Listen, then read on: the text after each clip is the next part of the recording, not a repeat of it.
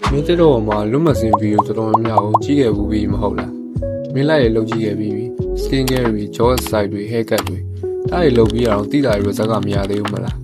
အဲ့ဒါကျန်းစစ်ကြောင်လုံးဝမဟုတ်အဲ့တော့မင်းကိုယ်တိုင်တော့တတိမထားမိပဲနေတိုင်းမင်းရဲ့မျက်နှာကိုဖျက်ဆီးနေတဲ့အကျင့်ဆုံး9ခုရှိနေတယ်စိတ်မကောင်းစရာတစ်ခုကတော့ဒါတွေအခုချက်ချင်းမပြင်ဘူးဆိုရင်မင်းကလက်ရှိအသက်ထပ်ပို့ပြီးတော့အိုလာလိမ့်မယ်အဲ့ကြောင့်ဒီဗီဒီယိုမှာတော့ဒီအကျင့်ဆိုတွေကဘာတွေလဲဘယ်လိုပြင်ရမလဲဆိုတော့အတိအကျပြောပေးသွားမယ်တည်င်းကောင်းတော့အဲ့အရာတွေကိုပြင်ရအရန်လွယ်ကူပြီးတော့3ပတ်လောက်အတွင်းမှာထူးခြားရလဒ်တွေကိုမြင်တွေ့ရမှာပါ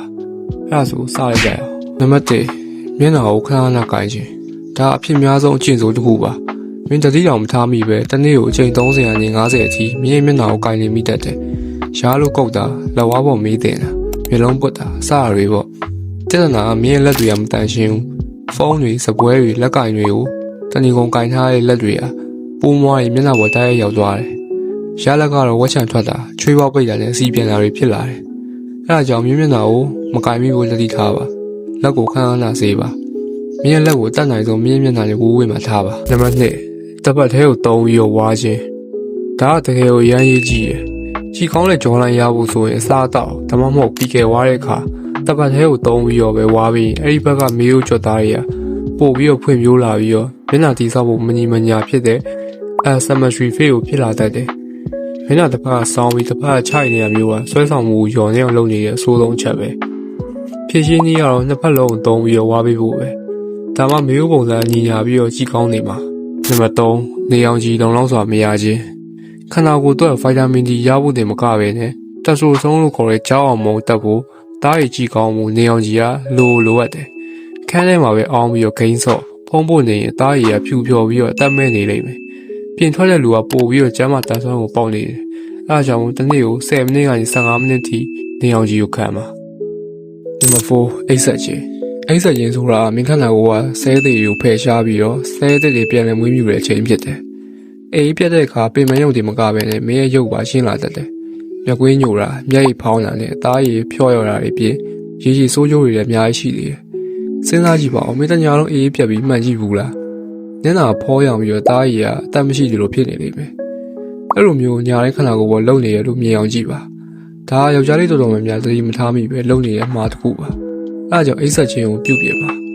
ခန္ဓာရည်နဲ့ရှင်းတာအထိအိတ်ဖို့ကြိုးစားပါ။ညာတိုင်းအချိန်မှန်မှန်အိတ်ရဝင်ပါ။အရေးကြီးဆုံးကတော့မအိတ်ခင်တနားရီလုံးမှာဖုံးကြည့်အောင်ရက်ပါ။ဖုံးကထွက်တဲ့လင်းရောင်ကမင်းရဲ့အိတ်ဆက်ခြင်းကိုကူညီပေးတဲ့မလက်ချွန်တွေကိုဖျက်ဆီးပစ်နေတယ်။အေယိုးဝအိတ်ခြင်းကကြည်လင်တဲ့အသားရည်လမ်းစမ်းတဲ့မျက်နှာနဲ့ပုံထင်ရှားတဲ့ကြော်လိုက်အောင်ရရှိစေတယ်။မငါကော်ဖီလွန်ကျွန်းတောက်ခြင်းကော်ဖီကဆိုးရတဲ့ຢာတော့မဟုတ်ပါဘူး။နိုင်ငယ်တောက်ရင်တော့ကောင်းပါတယ်။ဒါပေမဲ့တနေ့တာလမ်းစမ်းမှုအတွက်တနေ့ကိုကော်ဖီ3-4ခွက်တော့တောက်နေရပြီဆိုရင်တော့ဒါကမင်းကိုဒုက္ခပေးနေပြီ။ပထမအချက်အနေနဲ့ကဖိန်းကမင်းခန္ဓာကိုယ်ရေရက်ခံချောက်စေတယ်။ရေရက်နေတဲ့အခါအသားရည်ချောက်တွေ့ပြီးတော့ပင်မနှွမ်းတွေကတက်ကိုပိုကြီးတဲ့ရုပ်ပေါက်သွားစေတယ်။ဒုတိယအချက်ကကဖိန်းနဲ့များရင်အိတ်ဆက်ခြင်းကိုထိခိုက်စေတယ်။တတိယချက်ကတော့ကဖိန်းုံပဲမိကိုနေခြင်းကမင်းရဲ့ natural energy ကိုတက်ပစ်လိုက်တာပါမင်းကိုယုံကြည်မှုရှိတဲ့ပုံစံထက်ကနာမငြိမ်တဲ့ပုံစံပေါက်နေတတ်တယ်အဲဒါကြောင့်တနေ့ကိုကော်ဖီတစ်ခွက်တို့မဟုတ်နှစ်ခွက်ပဲတောက်ပါ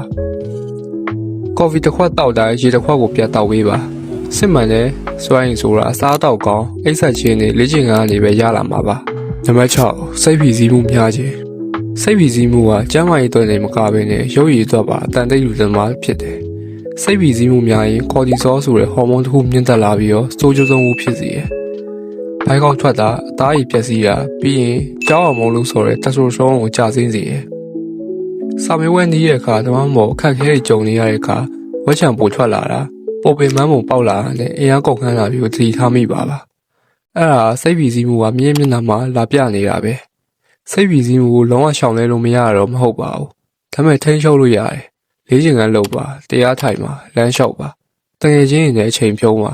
မင်းရဲ့စိတ်ကိုငြိမ်းချမ်းစေမယ့်အရာတစ်ခုရှာဖွေပါစိတ်အေးချမ်းလေမင်းမျက်နှာလေးခန္ဓာကိုယ်ကပို့ပြီးတော့ကြည်ကောင်းလေပဲစိတ်ပြည်စည်းမှုကမင်းကိုအိုမင်းစေတာမို့လို့ပါ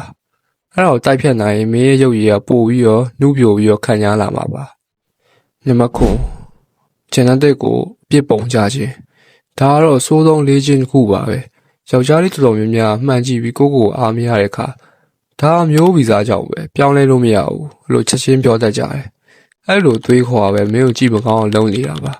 မှန်ပါတယ်ဂျန်နက်တစ်ကအခြေခံဖြစ်ပေမဲ့ မင်းရဲ့စားတောက်မှုကိုယ်လက်လှုပ်ရှားမှုတားရီထိန်ထိန်မှုသပင်ပုံစံအိပ်ဆက်ခြင်းနဲ့လေးခြင်းတွေကသာမင်းရဲ့အကောင်းဆုံးပုံစံကိုပုံဖော်ပေးမှာပါနောက်ဆုံးအနေနဲ့ genetic က20%လောက်ပဲရေးပါရမို့လို့ channel 80%ကိုမင်းကိုယ်တိုင်စူးစမ်းပြီးပြောင်းလဲလို့ရနိုင်သေးတယ်